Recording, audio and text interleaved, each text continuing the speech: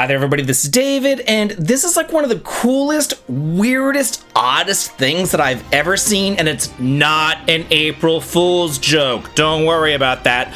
Whenever I first saw this, I was like, there's no way this is real. There's no freaking way this is real, but it's real, and it's here, and it's really strange. And I definitely want to tell you all about it, and I definitely do think it's worth the sub as you come and you join the party and you level on up with me. Thank you so much for your sub, your like, and your brand new hype. It helps me out a ton. So I've got to say, I have to ask the million-dollar question. Why in the world are we all here waiting for the Tales of Remaster project to tackle Tales of Phantasia when we have an NES version of it? Yeah, best version ever. No, so this is like the strangest thing. So apparently there was a Chinese version of Tales of Phantasia made for the NES back in the day, just a bootleg version and all that, and now it is translated into English. This video is sponsored by Sparking Knights, which has just entered early access and has a free demo out right now. If you're into turn-based RPGs like Live Alive or Octopath Traveler, then pay attention, because this has that HD 2D pixel art style, strategic turn-based battles where you can move your characters around the field, striking lines and columns, and a story that will definitely have you on the edge of your seat. The pixel art is absolutely gorgeous as you explore areas filled to the brim with encampments, hidden treasures, towns, and caves, and the encounters do take place on screen, and it's turn-based with positioning, a visible turn order gauge, and skills that actually, make you think instead of just mashing the attack button. It's a story-driven, choice-heavy, and genuinely ambitious fully-fledged RPG, which is really kind of like Octopath Traveler in all but name. So if you like discovering cool RPGs early, definitely check out the Sparking Knights free demo, and then grab the full game in early access too. The link is in the video description as well as the pinned comment, and it is definitely worth your time. And now, let's get on back to today's video. And yeah, really strange here. So I first heard about these Chinese NES bootleg games whenever Final Fantasy VII came out and got translated, and I was like, wait, what? You've got to be kidding me. So it's kind of an interesting story. I had to look all this stuff up because I had no idea about any of this stuff. But apparently, back in the day, there was actually a 15-year console ban over in China, and you were not allowed to sell a video game console in China because it was like corrupting the youth or whatever. So they kind of got around it by making these Famicom clones. It was called the Famicom over in Japan, so they made a Famicom clone in China, and they marketed them as educational computers, but these Famicom clones could only really play these NES games, and it was so much cheaper for the Chinese people to purchase these Famicom clones rather than a real Famicom or a real PlayStation that they'd have to import from Japan or somewhere else.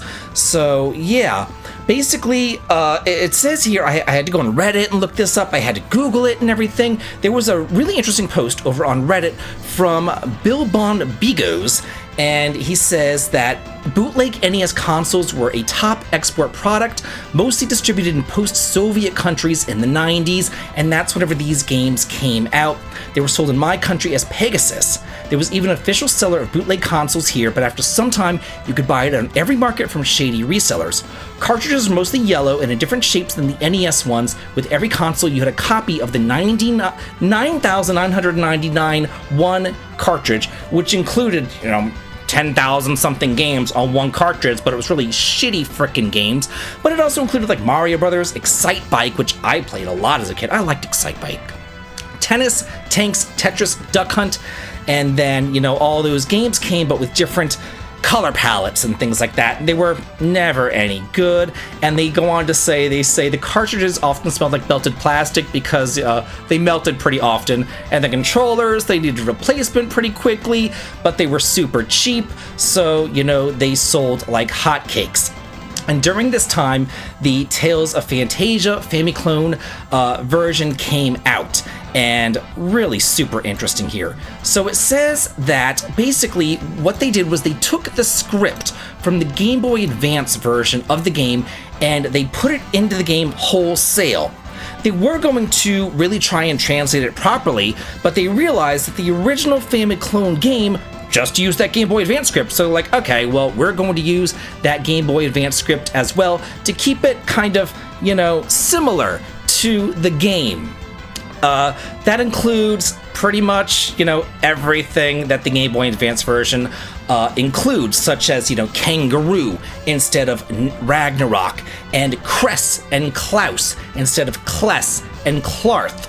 So, yeah, we will have those translation errors in there because it is using the Game Boy Advance script and it is on this Famiclone. So, because it is on this Famiclone, it doesn't have like action-based combat. It has turn-based combat, and it's just kind of bad.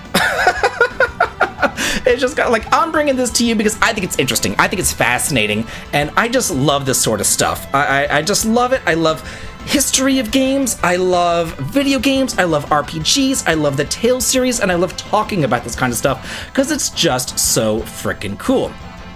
I went through the README and I'm looking at it, and they go on to say, like, they lay it flat out for y'all. It says, in case it wasn't perfectly obvious, the game is terrible. Sometimes incorrect dialogue lines are displayed. Bizarre palette choices were made, and the game balance is atrocious. To be perfectly clear, this is a translation patch, but the game is littered with problems. Then they say, don't report these problems to us because that's the way the game was. We're only translating it. We're translating a really atrocious game for y'all to enjoy its atrociousness.